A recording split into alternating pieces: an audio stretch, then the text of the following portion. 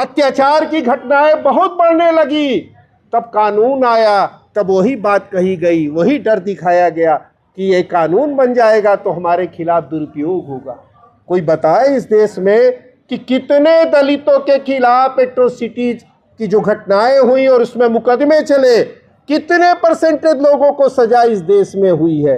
लाखों की संख्या में घटनाएं होती हैं, सजा आपको 1-2 में अगर हुई हो तो बहुत बड़ी बात है, 1-2 में हुई हो तो बहुत बड़ी बात है।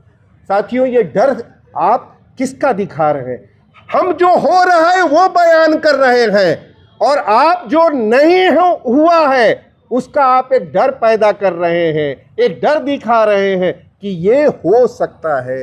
अरे भाई, हो सकता है, आपको वकील दे रहे हैं, बढ़िया से बढ़िया वकील दे रहे हैं, मुहैया करा रहे हैं पब्लिक मनी के उस प्रदेश पर कि आपको अगर कोई आपको शिकायत के खिलाफ अगर कोई शिकायत है तो आप अपने वकील को यहाँ पेश कर सकते हैं, आप जो लोकपाल है उसके समक्ष ला सकते हैं।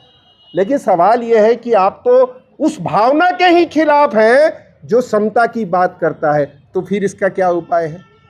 आप तो कहते हैं नहीं, भेदभाव जो चल रहा है वो भेदभाव रहना चाहिए, ये समाज का नियम है और ये समाज इसी तरह से बचा हुआ है, संतुलन बनाए हुए है। अगर भेदभाव खत्म हो जाएगा तो ये संतुलन बिगड़ जाएगा, संतुलन खत्म हो जाएगा। ये संतुलन हमारे उत्पीड़न पर टिका हुआ है, हमारे साथ भेदभाव पर ये उत्पीड़न टिका हुआ है साथियों। अब आप कहते हैं कि नहीं, इसको जारी रखें। कोर्ट को ये तय करना है कि वो संविधान की भावनाओं का प्रतिनिधित्व करता है या सामाजिक नियमों, जो सदियों पुरानी जो नियम है, परंपराएं हैं, जो प्रथाएं हैं, उसका प्रतिनिधित्व करता है। कोर्ट को ये बताना है। अब कोर्ट अपना चेहरा बहुत ज़्यादा दिनों तक छिपा के नहीं रख सकता। जब भी सामाजिक न्याय की बात होती है, कोर्ट का रुख सामाजिक न्याय की भावनाओं के खिलाफ क्यों होता है? एक बड़ा सवाल हमारे सामने आता है। अब उनको ये बताना पड़ेगा कोर्ट को कि समता क्या होता है, इक्वलिटी क्या होती है, इक्विटी क्या होती है, ये बताना पड़ेगा कोर्ट को। आप सोचिए किस देश में हम हैं, किस देश को, किस अदालत को हम कहते हैं कि यहाँ न्याय मिलता है। ये बहुत बड़ा सवाल हमारे सामने है साथियों। ये डर दिखा रहे हैं, ये डर नहीं दिखा रहे हैं। दरअसल हमारी जो नेतृत्व करने की जो क्षमता है, हमारी जो योग्यता है, हम कल नेतृत्व करेंगे, क्षमता है हमें ये योग्यता है कि हम इस समाज को बनाएंगे, समाज को ज़्यादा से ज़्यादा हम कंट्रीब्यूट करेंगे। आप उसको रोकना चाहते हैं और आपके पास हथियार है रोकने का, भेदभाव वाला ही हथियार है जिससे आप रोकना चाहते हैं। हमारे नेतृत्व करने की क्षमताओं को आप बाधित करना चाहते हैं और कोई दूसरी बात नहीं है। आपको डर है कि ये अगर निकल पड़े हैं तो ये तो आएंगे लीडरशिप में, ये देश का नेतृत्व करेंगे, समाज बनाने का नेतृत्व करेंगे, ये समाज बनाएंगे, समाज पर कब्जा नहीं करेंगे। ये समाज को बनाने वाली संस्कृति के लोग हैं। समाज को बनाने वाली संस्कृति के जो लोग होते हैं वो प्रतिशोध की भावना में नहीं रहते, वो मानवीय होते हैं, अमानवीय नहीं होते, किसी भी स्तर पर भेदभाव को स्वीकार नहीं करते हैं। हम लोग बार बार कहते हैं सवर्ण नहीं, मैं तो कहता हूं कि बंद कीजिए कहना, सीधे बोलिए जातिवादी वर्ग। जातिवादी वर्ग इसका विरोध कर रहा है, एक ही शब्द बोलिए, जातिवादी वर्ग विरोध कर रहा है इसका।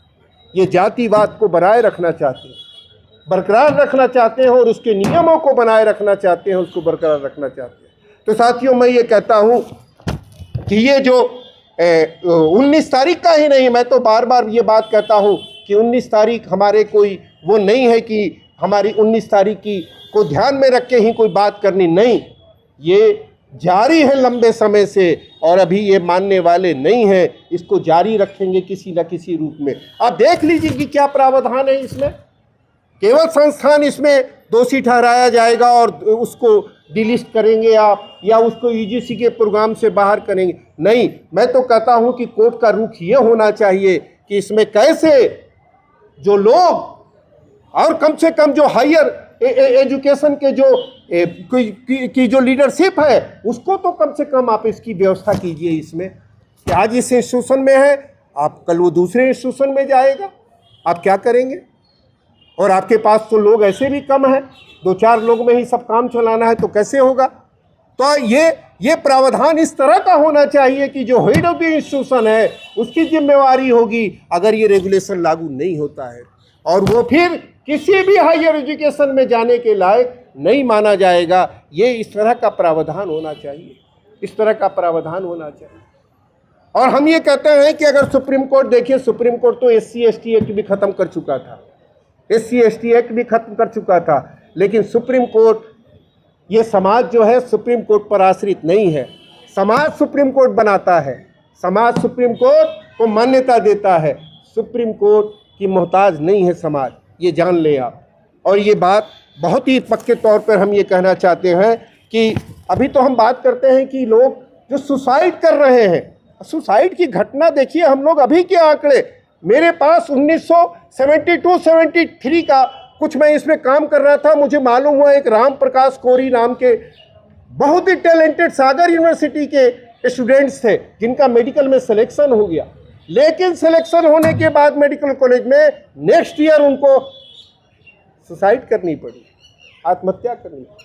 आप भीतर जाएंगे तो आपको इसकी ये जो घटनाएं आज हम कह रहे हैं कि आप पिछले 14 के बाद से 100 लोगों ने आत्महत्या कर ली, ये आंकड़ा अगर आप पीछे जाके आप थोड़ी सी रिसर्च करेंगे तो आपको और भी ज़्यादा ये संख्या मिलेगी। अभी तो हम ये कह रहे हैं कि आत्महत्या करने की घटना है, लेकिन मैं तो कहता हूँ एक और एस्पेक्ट पर काम कीजिए कि जो स्टूडेंट्स डिप्राइव, यानी कि जो वंचित समाज के जो स्टूडेंट्स हैं, वो किस तरह की बीमारियों से पीड़ित होते हैं संस्थानों में, इसका एक अलग से हम लोगों को एक, अगर हम डिटेल्स तैयार करेंगे तो आपको कुछ और जानकारी मिलेगी।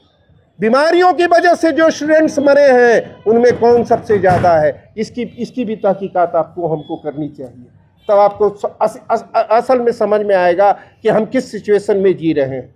R.K. राघवन ने कहा था कि जहरीला पॉइजनस वातावरण है, तो मैं कहता हूँ हाँ पॉइजनस है, पॉइजनस ही ये वातावरण बना हुआ है और इसी को आप बनाए रखना चाहते हैं। तो साथियों, मैं ये कहता हूँ कि 19 तारीख को कोर्ट का रुख ये तय समझ में आएगा कि वो समाज की किन भावनाओं के साथ है, किन जरूरी जो उपाय हैं उनके साथ है, समाज के किन लोगों के लिए जरूरी उपाय होने चाहिए किसके साथ है, ये सुप्रीम कोर्ट को तय करना है। और ये लड़ाई 19 तारीख ही नहीं, 19 तारीख के बाद भी लगातार जारी रहेगी और जारी है, ये रुकने वाली लड़ाई नहीं है। हमने बात तय कर ली है कि समाज को हमें बनाना है, हम इस समाज को उनके हवाले नहीं कर सकते, उनके जिम्मे नहीं छोड़ सकते जो भेदभाव के पैरोकारी करते हैं। भेदभाव को चलाए रखने के लिए, भेदभाव को चलाए रखने के लिए सड़कों का इस्तेमाल करते हैं, संसद का इस्तेमाल करते हैं, कोर्ट का इस्तेमाल करते हैं और मीडिया का तो इस्तेमाल करते हैं। मीडिया का रुख कभी भी समाज में बहुत वंचितों के हित में कभी नहीं रहा है और आज नहीं है तो कोई बहुत बड़ी बात नहीं है। मैं तो कहता हूं कि जो लोग जो नए तरह के जो यूट्यूबर हैं, जो वंचितों के बीच में बहुत लोकप्रिय हुए हैं, उनसे पूछिए सवाल कि मेन स्ट्रीम नहीं, आप क्या कर रहे हैं, आप कितना बोल रहे हैं। हम जो प्रमाण दे देते हैं कि नहीं नहीं बहुत बोलते हैं, ये बहुत अच्छे हैं, अरे भाई मेरे आज तो उनसे सवाल करो कि आप कितना बोल पा रहे हैं या नहीं बोल पा रहे हैं, तो इसकी वजह क्या है, नहीं बोल पा रहे हैं तो इसकी वजह क्या है।